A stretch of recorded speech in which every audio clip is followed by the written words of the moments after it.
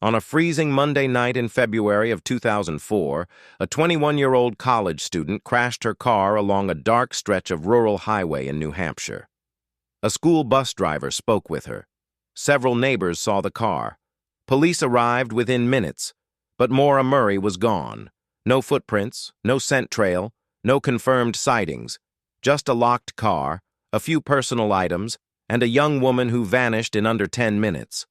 For the past 2 decades, her case has remained one of the most analyzed, debated, and disturbing disappearances in American history.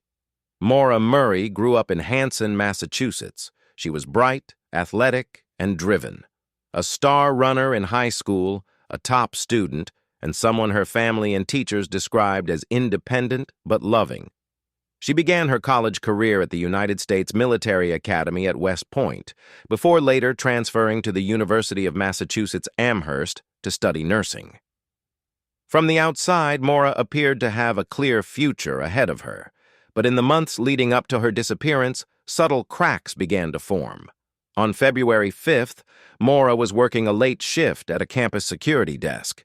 That evening, she received a phone call. Whatever was said on the other end left her visibly shaken. Her supervisor later said Maura appeared completely zoned out, as if she were reliving something traumatic.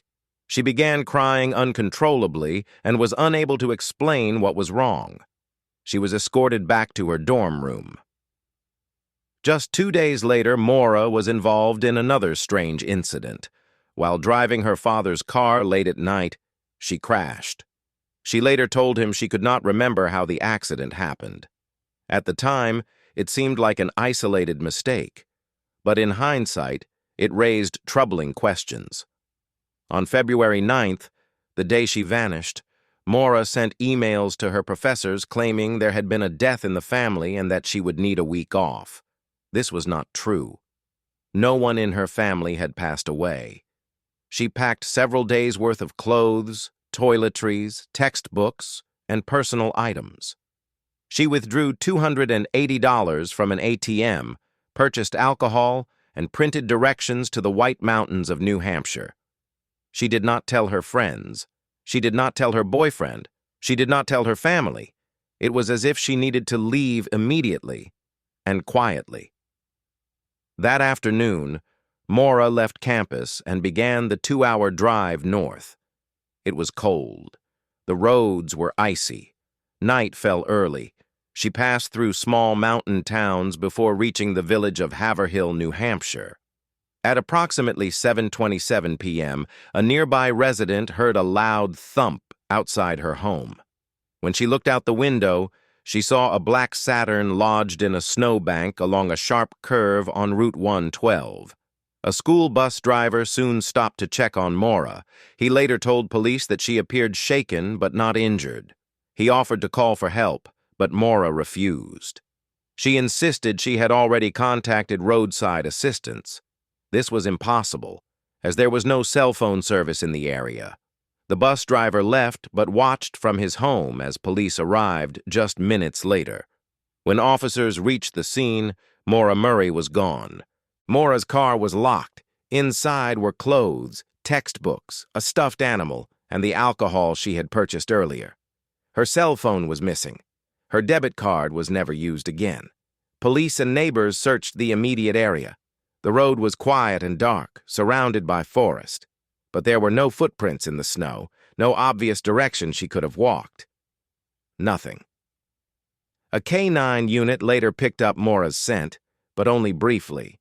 It ended suddenly in the middle of the road. This led investigators to believe she may have gotten into another vehicle. Whether she did so willingly or not remains unknown. Maura's family arrived the next day and immediately began searching. They felt investigators were not treating the case with enough urgency. Rumors began spreading through the community. Alleged sightings, supposed confessions, suspicious properties. Several homes were searched. Cadaver dogs alerted to certain locations, and ground-penetrating radar was used. But none of these efforts ever produced confirmed evidence of what happened to Maura. Her online searches showed interest in the White Mountains, but not in running away permanently. She brought textbooks with her. she contacted professors about returning to school. Nothing suggested she intended to disappear forever. Over the years, many theories have emerged. The first theory is that Maura wandered into the woods and died of exposure. However, the area was heavily searched, and no remains or clothing were ever found. The second theory is that she accepted a ride from a stranger. Many believe this is the most likely explanation. But questions remain. What are the odds that a dangerous individual happened to be on that road in the exact 5 to 7 minute window before police arrived? The third theory is that Maura staged her own disappearance to start a new life. But her phone has never been turned on again. Her social security number has never been used. Her bank account has remained untouched. Another theory is that Maura encountered someone she knew, or someone familiar with the area, and something went wrong. Some locals have long been viewed as suspicious, but no evidence has ever been strong enough to name a suspect. The final theory suggests Maura planned a short getaway to clear her head, but something went tragically wrong before she could return. Nearly 20 years later, Maura Murray's disappearance remains one of the most perplexing cold cases in the United States. How does someone vanish so completely in such a short amount of time, on a road with witnesses nearby? Maura's family continues to search for answers, holding on to the hope that one day the truth will come to light, whether through new evidence, new technology, or someone finally stepping forward. If you have any information about the disappearance of Maura Murray, please contact the New Hampshire Cold Case Unit. Thank you for watching and for continuing to shine a light on the mysteries that still need answers.